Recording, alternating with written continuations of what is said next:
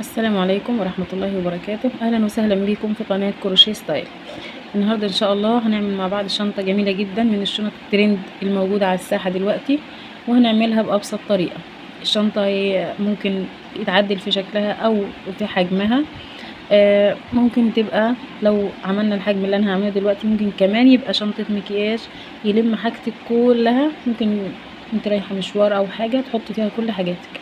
الشنطة جميلة جدا وخفيفة على الايد وخفيفة كمان في شغلها وما بتحتاجش خيط كتير. بس قبل ما نبدأ احب اطلب منكم ان انتوا تشتركوا في القناة بتاعتي، ولو عجبكم المحتوى بتاع الفيديو تعملوا مشاركة عشان اصدقائكم كمان يستفيدوا منه. نبدأ مع بعض. اول حاجة انا عندي خيط مكرمية متوسط السمك، مكرمية مصري. الخيط ده احنا بنجيبه شلات وبنكوره. احنا بنستخدم تقريبا شلتين لشلتين ونص.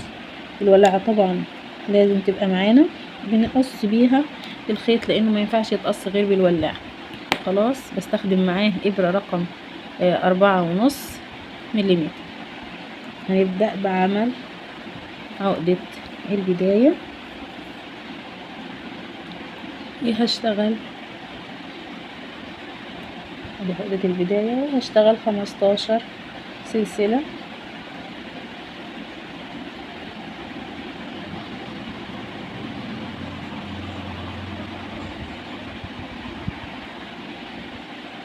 هعد 15 سلسلة، وبعد كده هشتغل سلسلة كمان ارتفاع، يعني هشتغل 16 سلسلة.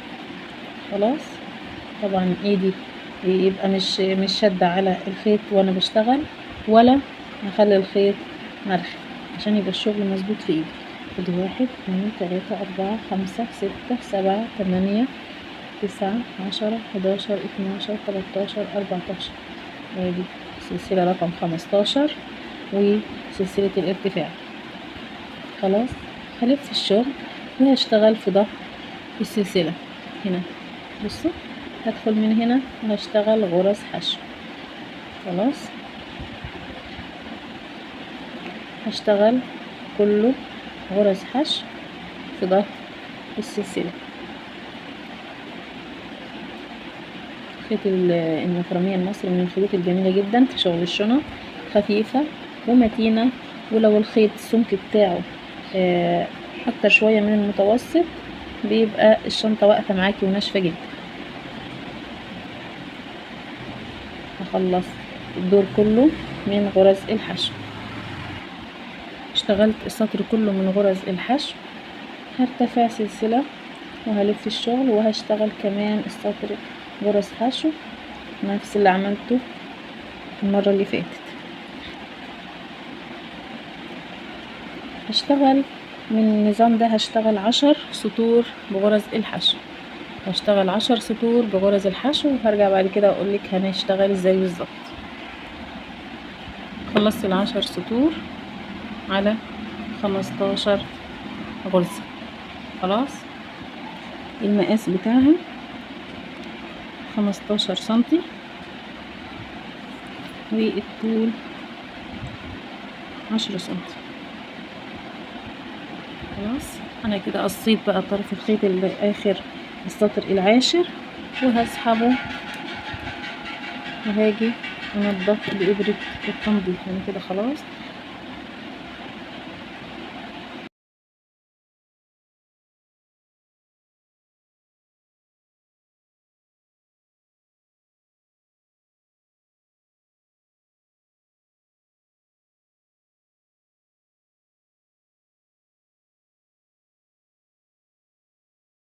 اقولك هعمل ايه. دلوقتي هنبدأ نشتغل على الجسم بتاع الشنطة. احنا دي يعتبر بالنسبة لنا هي القاعدة، لسه هنكمل فيها كمان سطر. يعني مثلا ادي سطر 2 3 4 5. هشتغل في السطر السادس. هسحب خيط، خلاص سحبت خيط كده، وهشتغل سلسلة 2. دي بداية الشغل بتاع الجسم اللي احنا بنأسسه على القاعدة بتاعت الشنطة. السلسلتين دول هعتبرهم مش موجودين وهشتغل عليهم عمود بلفة في نفس الغرزة. خلاص عمود بلفة لنفس الغرزة.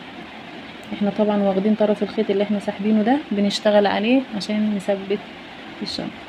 هنعتبر ده اول عمود، وبعدين هنا التاني في الغرزة اللي بعديها،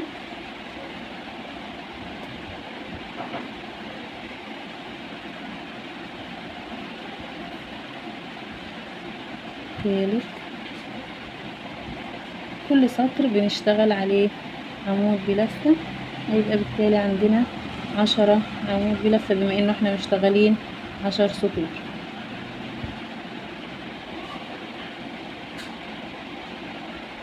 بنثبت الخيط اللي معانا وفي نفس الوقت بنداري.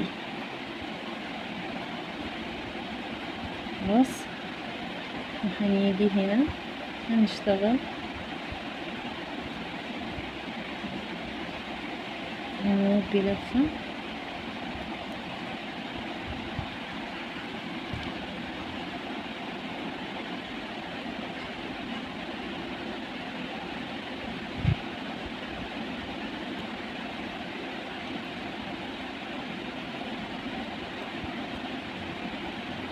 خلاص كده العمود الخامس، وهشتغل 2 سلسلة، وهبدأ اعمل عمود بلفة على 15 غرزة، وكمان عمود بلفة،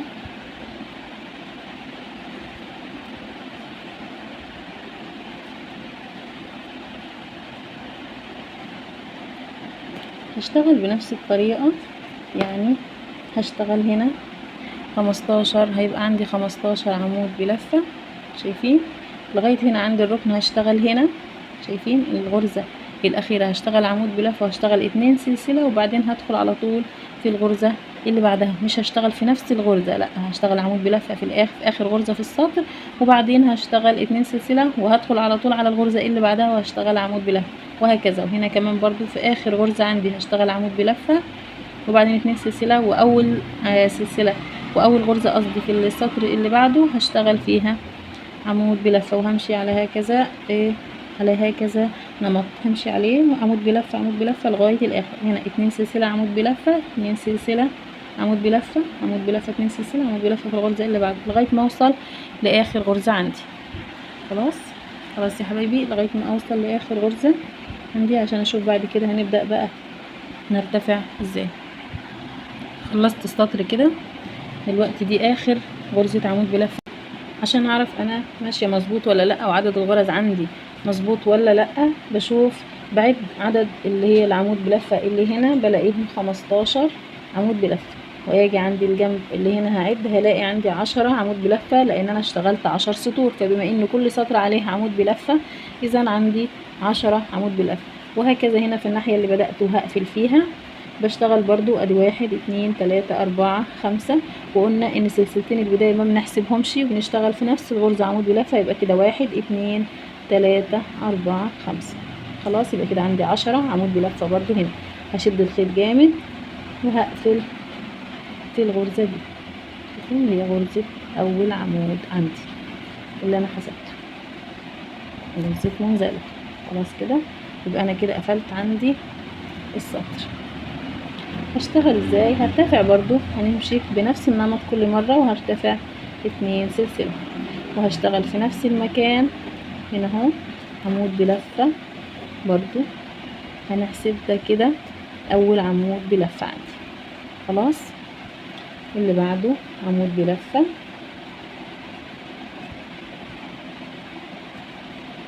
كده عندي 2 عمود بلفة، لان ما بحسبش الارتفاع بتاع ال2 سلسلة اللي بشتغلهم اول السطر.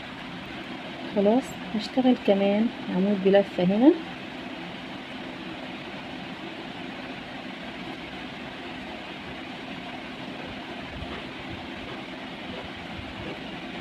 خلاص. وانا كده عندي 3 عمود بلفة. هشتغل كمان في نفس الغرزة عمود بلفة تاني، يبقى انا اشتغلت تزايد، غرزة تزايد 2 عمود بلفة في نفس الغرزة، وهسيب الغرزة دي مش هشتغل فيها اللي هي قبل الفراغ بتاع الركن. خلاص، يعني انا هشتغل تزايد في الاجناب من الناحيتين، من اليمين والشمال. هشتغل التزايد من اليمين والشمال في غرزتين. خلاص هنشتغل في الغرزة اللي قبل غرزة الفراغ دي هنسيبها، وهنشتغل في اللي قبلها 2 عمود اشتغل فوقيه.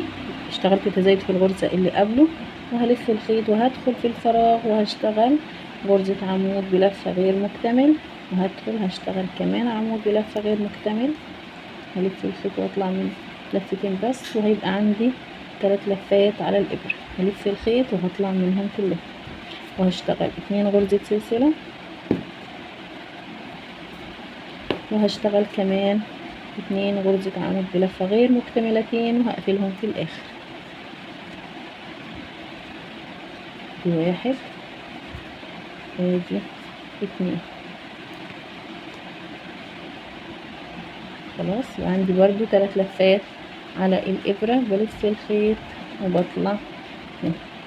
خلاص كده انا المفروض الدور على العمود اللي بعده، الدور على العمود ده. بنسيب العمود ده مش بنشتغل فيه زي ما احنا سيبنا العمود ده برضو ما اشتغلناش فيه، هيبقى سايبين غرزة قبل الركن وغرزة بعده، وهدخل على طول اشتغل فوق العمود اللي بعده غرزة عمود بلفة. طبعا ال 15 عمود بلفة دول مش بنشتغل فوقيهم تزايد، التزايد بيبقى في الاركان في اليمين وفي الشمال، في الجنب اليمين وفي الجنب الشمال. وهشتغل عمود بلفة عادي جدا لغاية ما اوصل للفراغ اللي جاي. خلاص يعني انا هشتغل دلوقتي عمود بلفة لغاية ما اوصل للغرزة دي، وهوريك انا اشتغلت ايه. خلص كده السطر ده الركن ده. دلوقتي عندي اخر غرزة عمود بلفة مش بشتغل فيها، بلف الخيط على الابرة على طول وبدخل في الفراغ اللي بعدها اللي هو الركن على طول. بعمل عمود غير مكتمل وبطلع بعمل عمود غير مكتمل اخر، وبسحب الخيط من ال3 لفات اللي على الابرة. بشتغل غرزتين سلسلة، وبعد كده بشتغل برضو 2 عمود بلفة غير مكتمل.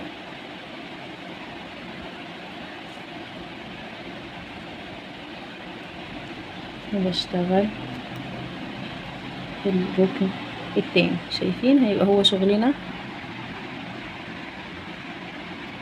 هيبقى بالجمال ده. دلوقتي المفروض ان العمود ده هو اللي عليه الدور، فالجنب اليمين هنا هنعمل فيه تزايد من غرزتين من الناحيتين، والجنب الشمال كمان هيبقى شرح هنعمل التزايد فيه. يعني التزايد هيبقى عندي هنا في الغرزة دي اول غرزة هنشتغل فيها بعد الركن. خلاص ادي 2 عمود بلفة بعد الفراغ، وبعد كده عمود بلفة 1 بس، وبعد كده عمود بلفة برضو 1 بس. اشتغل لغاية ما اوصل للغرزة دي اللي هي اللي قبل الاخيرة. يبقى انا هشتغل لغاية ما اوصل للغرزة اللي قبل الاخيرة. خلاص يعني اللي بتتلخبطوا كده ممكن تعلم بدبوس الماركر، تعلم بيه عشان ما تنساش. هشتغل لغاية ما اوصل للغرزة دي. دلوقتي الغرزة اللي قبل الاخيرة هي دي هنشتغل فيها تزايد 2 عمود بلفة. خلاص 2 عمود بلفة،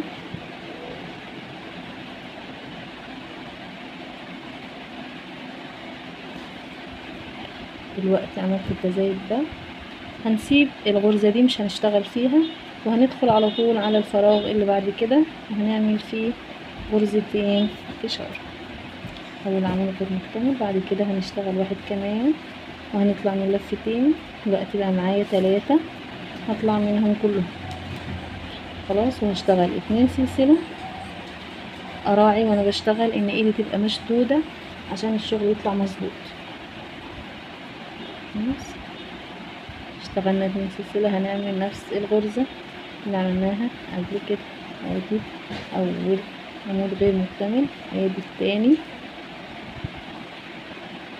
وهنطلع من ال3 اللي على الابرة.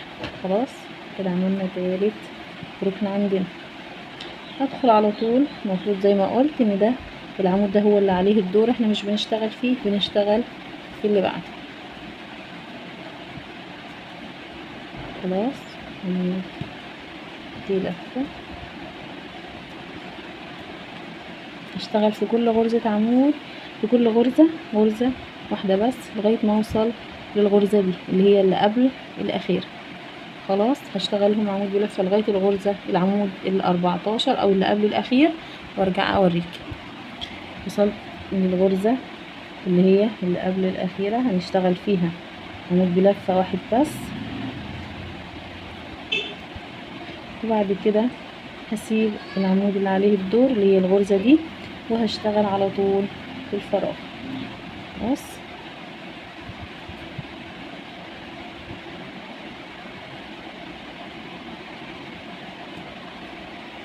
من سلسلة هشتغل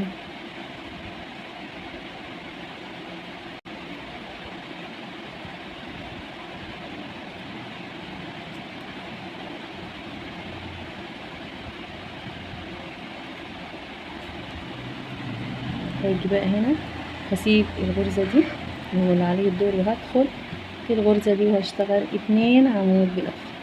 ده التزايد اللي عليه الدور عندي، 2 عمود بلفة في الغرزة دي.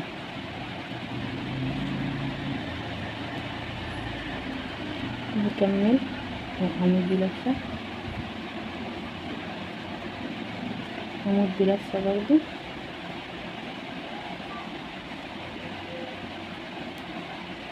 وعمود بلفة هنا كمان.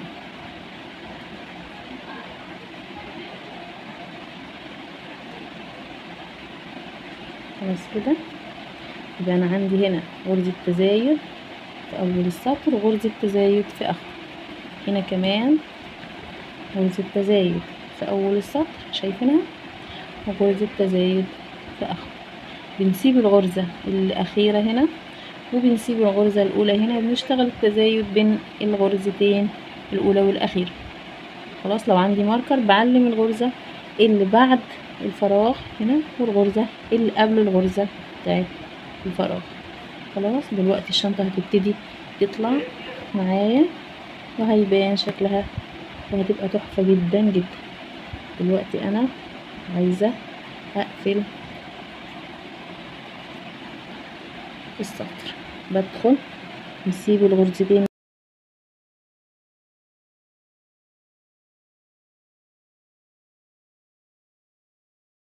نسحب منزلقة، بنشد الخيط جامد بس عشان الشكل الخارجي ما يتأثرش. شايفين قفلة مظبوطة جدا جدا.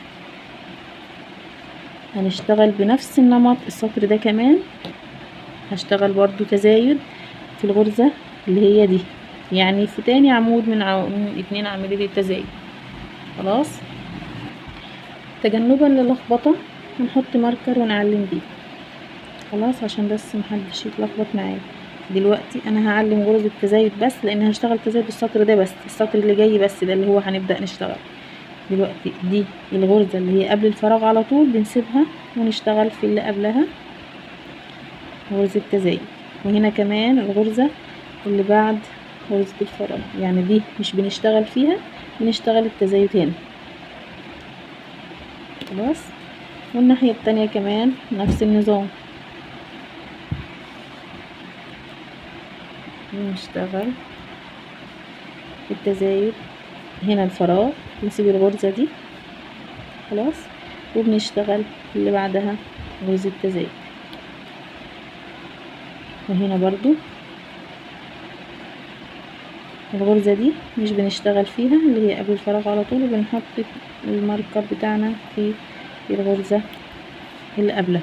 خلاص انا كده عملت 4 علامات عشان غرز التزايد عندي. هبدأ اشتغل زي ما قلت، احنا هنشتغل سطرين تزايد بس، اشتغلنا منهم سطر وفاضل سطر، نشتغل السطر التاني. اتفقنا سلسلة، هنتفق سلسلة تانية وهنشتغل عمود بلفة في نفس المكان، وبنحسبهم عمود بلفة واحد بس. بنحسب الغرزة دي عمود بلفة واحد بس، لان الاتنين سلسلة مش بنحسبهم خالص. وهنعمل عمود بلفة هنا بس، ودي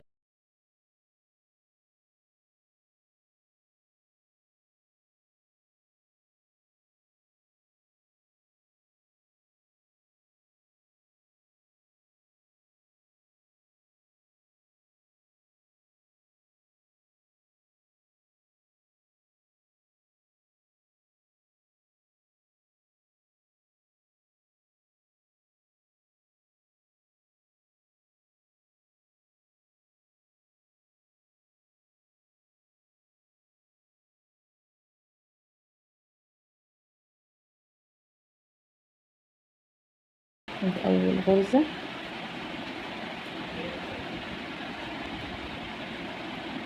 هنطلع منهم كلهم. ادي 2 سلسلة، وادي غرزة تانية. خلاص بنسيب الغرزة دي وبنشتغل في السطر من اول هنا.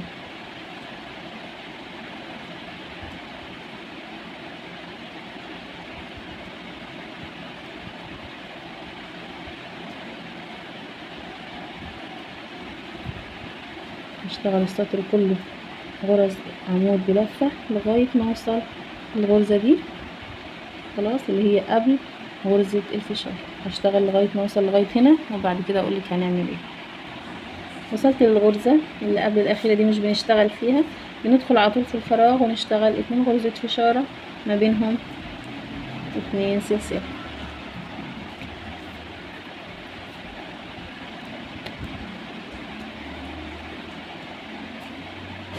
بشد على ايدي عشان الغرز تبقى مظبوطة وناشفة، متبقاش ملخية واسعة كده ومبهدلة.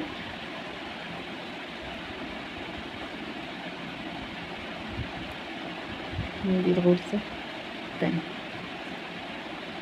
خلاص كده عملنا غرزتين الفشار. شايفين بيبقى شكلها شبه بيضاوي، جميلة جدا، شكلها جميلة ومنظمة، وبتدي الشنطة شكل جمالي ممتاز. هنيجي بقى دلوقتي لغرز التزايد. انا هسيب الغرزة دي اللي هي اللي عليها الدور دي، وبشتغل هنا التزايد في الجنب زي ما اتفقنا ان التزايد اللي بنشتغله في الاجناب بس. هشتغل هنا 2 عمود بلفة في نفس الغرزة، وبكمل كل غرزة فوقيها غرزة عمود بلفة واحدة بس، وهاجي عند التزايد، هي عند الغرزة اللي احنا معلمينها دي، وهشتغل فيها التزايد، وهسيب الغرزة دي وهشتغل هنا 2 غرزة فشارة. خلاص وبعدين بسيب الغرزة دي برضو، وبشتغل هنا على طول غرزة عمود بلفة واحدة بس، وهاجي هنا وبسيب الغرزة دي، وبشتغل فوق الغرزة هنا اللي قبل الأخيرة غرزة عمود بلفة واحدة بس، وبدخل على طول على الفراغ وبشتغل فيه، وهاجي عند الماركر هنا بنشتغل التزايد بتاعنا. هخلص السطر وهرجع اوريكي ايه المطلوب بعد كده. خلاص كده خلصت السطر التاني ده، وهدخل على طول فوق اول عمود انا اشتغلته وهعمل منزلقة.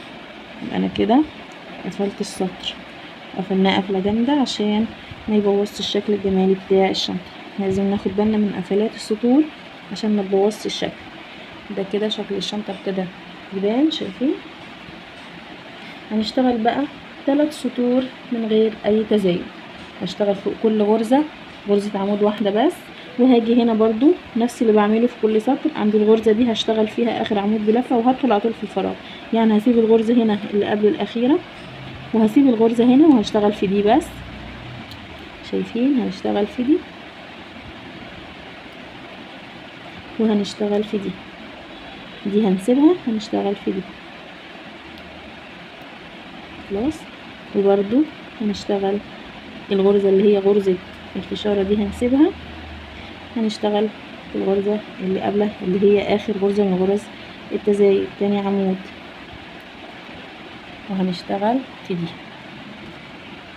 بس هنسيب الغرزة دي اللي هي اللي بيبقى عليها الدور، وبنشتغل في اللي بعدها، وهكذا. برضو هنسيب الغرزة دي، شايفينها، وهنشتغل في الغرزة اللي قبلها دي، وهنا هنسيب الغرزة دي، غرزة الفشارة دي مش بنشتغل فيها، وهنشتغل في الغرزة اللي بعدها لغاية ما نوصل، وهكذا هنا برضو لغاية ما نوصل لآخر السطر، ونقفل بمنزلقة ونطلع نشتغل سطرين كمان. يعني هنشتغل بنفس النمط اللي انا قلت عليه ده بدون تزايد. هشتغل 3 سطور، هشتغل 3 سطور من غرز التزايد دي، وبعد كده هوريكي ازاي هنلم بقى الشنطة عشان ما تبقاش واسعة قوي، يبقى شكلها مش لطيف.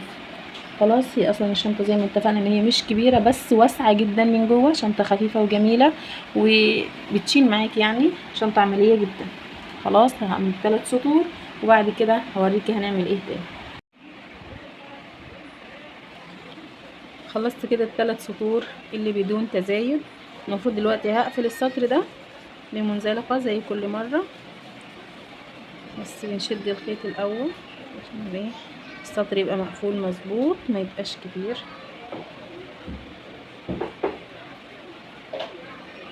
وبرتفع 2 سلسلة، قلنا دول مش بنحسبهم. دلوقتي انا المفروض عايزة الم بقى، احاول الم بق الشنطة. هبتدي اشتغل تناقص برضو في الاجناب، بس يعني في الجنب اليمين وفي الجنب الشمال. المناطق اللي عملنا فيها التزايد هي نفسها اللي هنشتغل فيها التناقص، بمعنى انه التناقص هيبقى في الغرزة دي اللي اشتغلنا فيها التزايد اللي هي قبل الاخيرة، وفي اللي قبلها، يعني هيبقى في الغرزتين دول في الاتنين عمود اللي هما اللي احنا اصلا مشتغلينهم تزايد. خلاص، يعني هنشتغل اول حاجة غرزة عمود في نفس المكان اللي ارتفعنا منه بالاتنين سلسلة، وكده يبقى عندي اول عمود. هشتغل عمود بلفة في الغرزة اللي بعديها، وكمان عمود بلفة في الغرزة اللي بعديها. هنبدأ بقى دلوقتي مرحلة التناقص. خلاص، هشتغل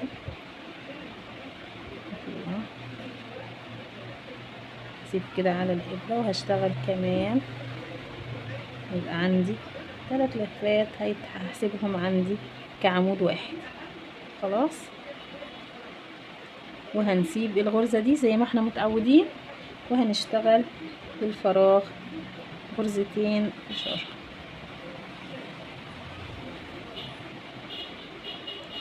شايفين ولا أسهل؟ وهنشتغل 2 سلسلة، وهنشتغل غرزة إشارة تانية، وهشتغل برضو نفس اللي اشتغلته هنا هشتغله في الجنب التاني. خلاص، بنسيب الغرزة دي اللي هي اللي عليها الدور، وبنشتغل في العمود اللي بعدها.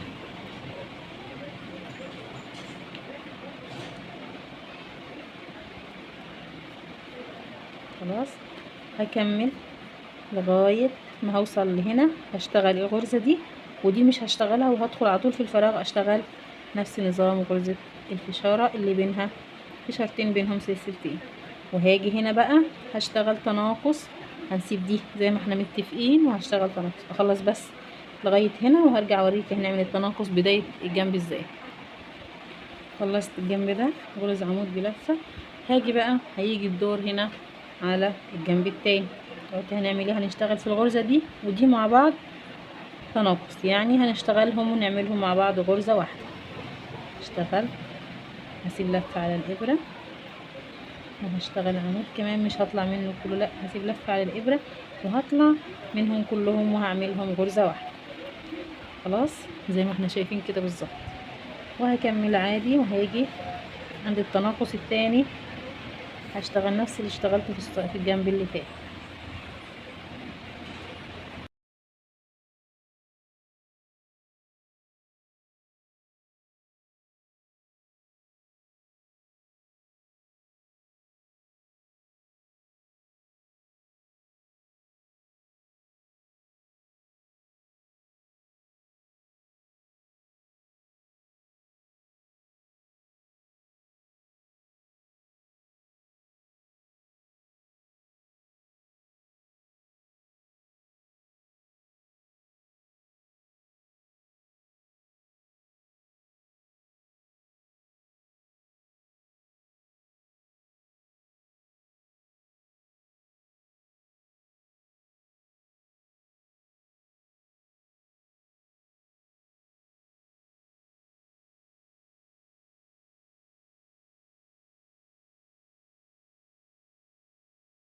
خلصنا اول سطر من سطور التناقص. هشتغل دلوقتي منزلقة وهقفل السطر، وهشتغل السطر اللي بعده بنفس النظام بنفس الطريقة وعلى نفس الخطوات. يعني هشتغل اولا عمود بلفة في نفس المكان اللي اتفقت منه بالسلسلتين. نعم، دلوقتي هاخد الغرزتين دول هما اللي هعمل فيهم التناقص. هلف الخيط على الابرة واطلع من الخيط وادخل في اللي بعدها ناحيتين برضو، وهعمل كده. هيبقوا كده عندي دول كده غرزة واحدة. هسيب الغرزة دي وهشتغل في الفراغ، وهعمل كده. هكمل السطر بنفس الطريقة وبنفس الأسلوب.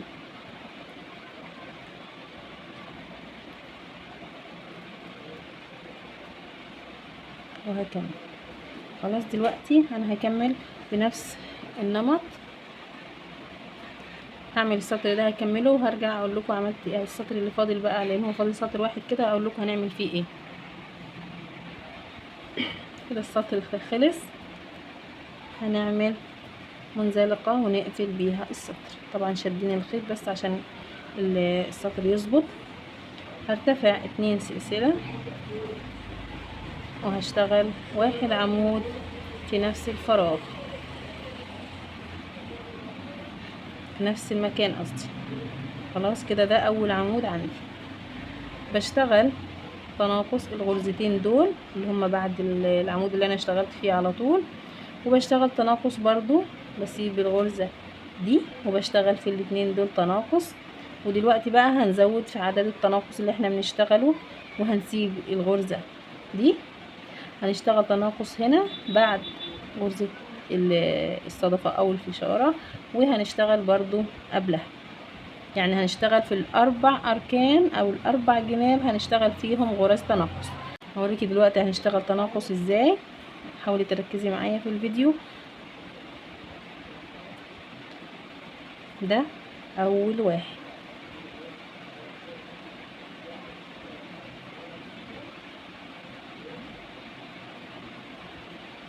ادي اول تناقص معايا.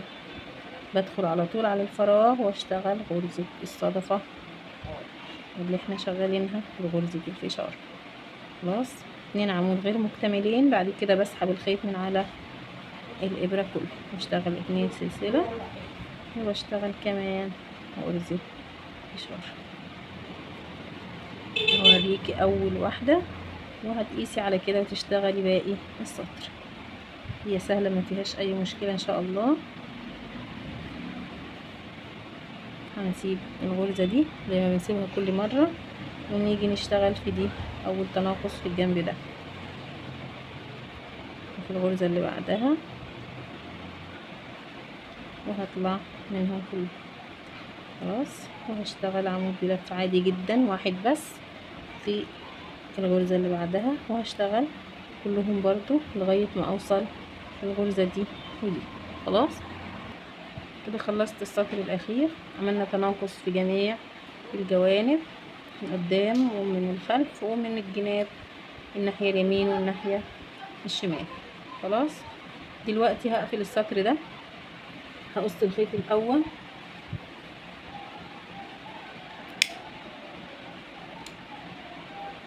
وبعدين هنضف بإبرة التنظيف. هسحب الاول كده وهنضف بيها من هنا، وبعدين هنعمل بقى الحزام بتاع الشنطة. دلوقتي هنعمل حزام الشنطة. هنا هنعمل لها حزامين من ورا ومن قدام. حزام قصير هيبقى زي ايدين للشنطة. فهنشتغل دلوقتي حزام بطريقة حبل اللاسيه الروماني. هنسيب الاول مسافة 30 سنتي او 35 سنتي الاول، عشان نشتغل سلسلة والتانية. هدخل في اول سلسلة وهشتغل غرزة حشو، وبعد كده هشتغل كده، وبعدين كده، وهطلع من الاتنين، وهكذا هنكمل بنفس الطريقة. هجيب لكم بس الصورة. ندخل هنا، نطلع ونسحب الخيط من على الإبرة. ندخل الناحية دي، شايفين؟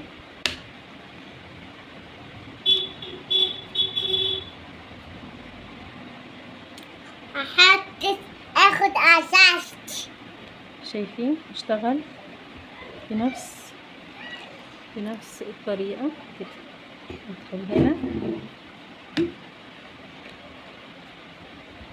كده وهطلع من الاتنين وهدخل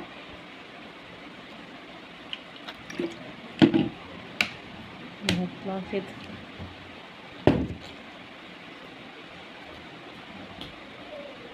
محدش اخد اساس. هيا يا ماما، محدش اخد اساس يا ماما. كده انا اشتغلت 2 يد في الطول ده، هما طولهم حوالي 30 سنتي، طول الايد الواحدة حوالي 30 سنتي. خلاص، وسبت زيادة من الخيط من الناحيتين علشان ده اللي هثبت بيه الايد في الشنطة. خلاص، هنبدأ دلوقتي نمسك اول واحدة